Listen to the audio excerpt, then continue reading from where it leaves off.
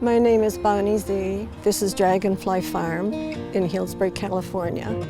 I'm just enormously interested in plants, not just as a flower, but what healing properties it has, what dye properties it has. Where did that plant come from? Why is it here? I'm always looking for new and interesting things, new textures, new colors, things that aren't always familiar, but give people an idea of the other possibilities.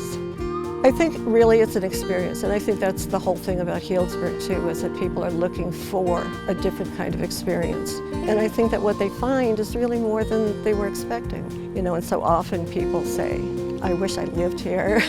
This is my dream. Being able to welcome people to that kind of experience is pretty special.